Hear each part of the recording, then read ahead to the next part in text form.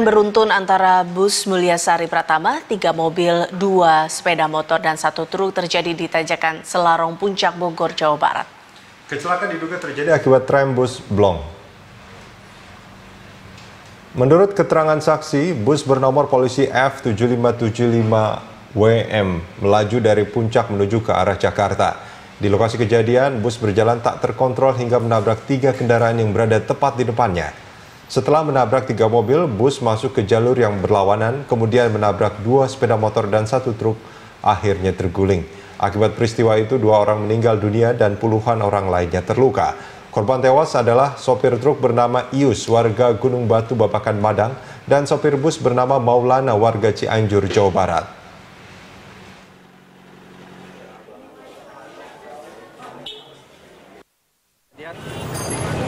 Diperkirakan sekitar jam 12 dari arah atas, dari arah Cianjur menuju ke arah bawah. Bis tersebut diduga hilang kendali sehingga menabrak 2 kendaraan roda 4 dan 1 truk dan 2 kendaraan bermotor yang dari arah bawah. Setahu saya sih itu saya belum jelas itu. Iya.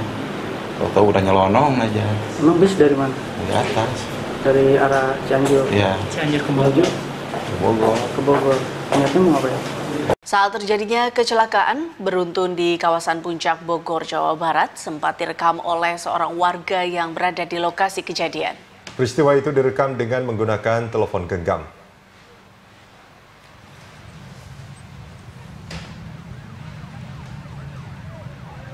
Dalam video terlihat kepanikan warga saat kecelakaan terjadi. Ratusan warga berusaha memberi pertolongan, sejumlah angkot yang melintas digunakan untuk mengevakuasi korban. Puluhan korban langsung dilarikan ke rumah sakit terdekat untuk mendapatkan pertolongan. Akibat kecelakaan membuat arus lalu lintas macet panjang. Naikin angkot ke RSUD.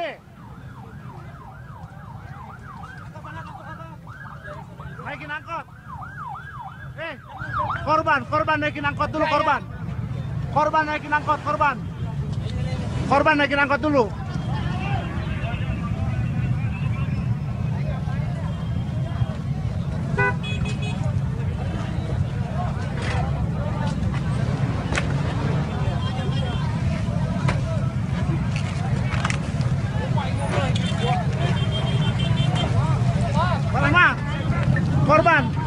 Korban naikin angkot dulu, korban. Pintu tol Cikunir 2 pasca ambruknya atap gardu tol tersebut. Maria Lizia Hasti akan melaporkan selengkapnya dari tol Cikunir 2 Bekasi, Jawa Barat. Maria, apa upaya yang dilakukan Jasa Marga agar beberapa pintu tol Cikunir 2 bisa dibuka kembali?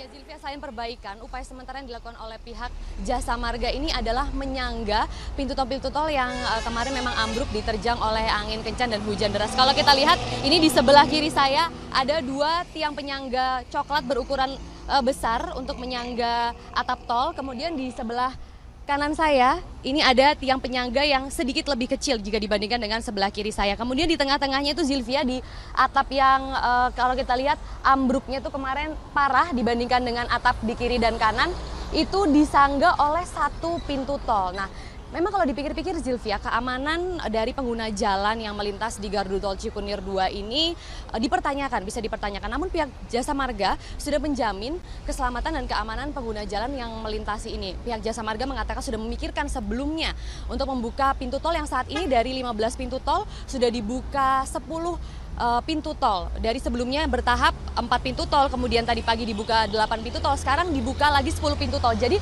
otomatis hanya ada 5 pintu tol saja yang belum bisa dioperasikan seperti itu. Nah, tadi kami juga sempat mewawancarai pihak Humas atau Corporate Communication dari pihak Jasa Marga dan berikut adalah keterangannya. Salah satu jalur yang vital juga ya, menghubungkan antara Cikampek dengan Jakarta Lingkar Luar. Nah, dan ini juga untuk pelayanan kepada pengguna jalan kami gitu ya. Jadi artinya tentu kami sebelum membuka ini kami juga memastikan bahwa memang ini aman untuk dilewati. Sehingga memang belum semua lajur transaksi di gerbang tol ini kami buka, demikian. Zilvia. Maria, berapa lama waktu yang dibutuhkan Jasa Marga untuk memperbaiki keseluruhan atap gardu tol?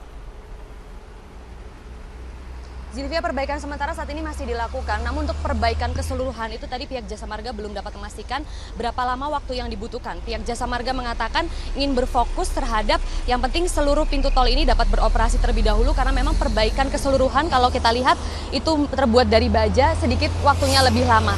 Sehingga memang saat ini diprioritaskan untuk membuka jalan tol semua, kemudian keselamatan dari para pengguna jalan tol, karena memang kalau kita bandingkan kemarin atap yang dirasa tidak ada masalah itu bisa ambrol terkena hujan dan juga angin kencang, apalagi sekarang yang kalau kita lihat ada kerusakan yang bisa dibilang ini cukup parah, sehingga jika ada hujan atau angin kencang yang diprediksi nanti akan terjadi lagi, ini bisa rawan ambruk lagi begitu, Zilvia. Demikian Zilvia untuk sementara yang dapat kami laporkan dari gerbang tol Cikunir 2. Maria Lizia Hasih, terima kasih atas laporan Anda.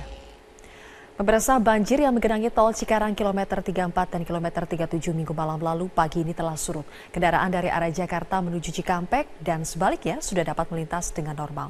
Gerbang tol Cikarang Timur yang sempat ditutup semalam juga telah dibuka dan dapat dilintasi kendaraan. Arus lalu lintas dari arah Jakarta menuju Cikampek dan sebaliknya pun terpantau ramai lancar.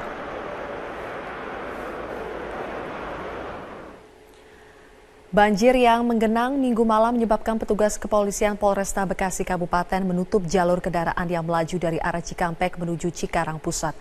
Kendaraan dialihkan menuju gerbang tol Cibatu kilometer 34. Kepadatan pun terjadi mulai kilometer 37 hingga kilometer 47. Penutupan terjadi dari pukul 5 sore, namun jalur kembali dibuka pukul 9 Minggu malam.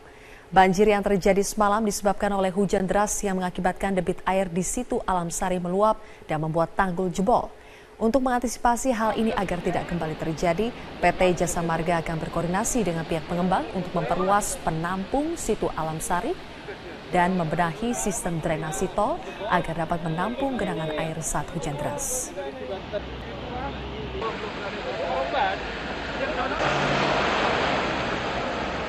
Kalau yang sebelah kiri ya. Tim Basarnas mengevakuasi warga yang terjebak banjir di kawasan perumahan Kabupaten Kampar Riau.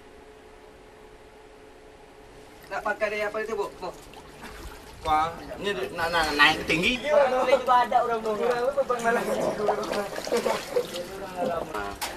Anggota Basarnas menyelamatkan warga yang sudah 2 hari terjebak dalam rumah karena tidak ada perahu untuk keluar dari lokasi banjir. Satu persatu warga dievakuasi dalam permukiman penduduk yang terendam. Ketinggian air di kawasan perbatasan Kampar Pekanbaru mencapai 2 meter. Tim evakuasi memindahkan warga ke lokasi aman dengan menggunakan perahu karet. Selama 1 bulan terakhir, kompleks Geraha Kualu sudah 2 kali dilanda banjir. Keselamatan warga semakin terancam karena ketinggian air terus bertambah. Udah. Orangnya tadi? Tidak boleh ke sana. Biarkan orang sana. Kawasan awak sikut. Dayung. Pemirsa, luapan Waduk Jati Gede yang merendam akses utama dari Sumedang menuju Garut dan Tasikmalaya semakin tinggi. Sementara itu, warga dari 3 desa di Kecamatan Seirampah, Serdang Bedagai, Sumatera Utara mengungsi di posko pengungsian BPBD akibat banjir. Trianisha memantau langsung dari Sumedang, Jawa Barat, dan Wilson Purba dari Medan, Sumatera Utara. Kita ke Trianisha terlebih dahulu. Nisha, bagaimana kondisi jalan yang terendam air luapan Waduk Jati Gede saat ini? Ya, Zilvia, kondisi Jalan Cimuja di Kecamatan Dharma Raja, Kabupaten Sumedang, Jawa Barat saat ini ketinggian air terus bertambah seiring dengan hujan yang turun terus-menerus sejak kemarin dengan intensitas yang cukup tinggi. Pada saat ini ketinggian air berada di kisaran 1,5 meter.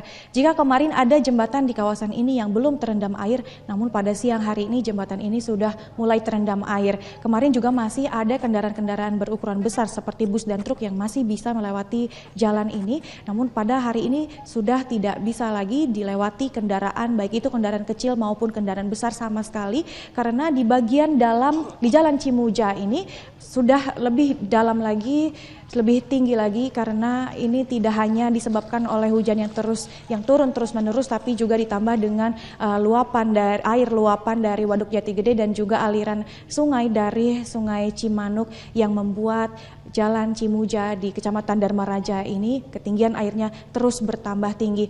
Dan Jalan Cimuja ini merupakan akses utama dari Sumedang untuk menuju ke Garut dan Tasikmalaya. Namun akibat ketinggian air yang terus bertambah sampai saat ini akses ini menjadi lumpuh total dan warga dan juga kendaraan-kendaraan yang terbiasa melintasi jalur ini harus berputar untuk menuju ke Garut ataupun Tasikmalaya melalui jalan perkampungan Desa Neglasari, nanti akan keluar di Jalan Sumenak dan akan melanjutkan perjalanannya menuju ke jalur provinsi. Zilvia. Nisha, bagaimana dampak luapan Waduk Jati Gede terhadap warga sekitar yang biasa melintasi jalan ini?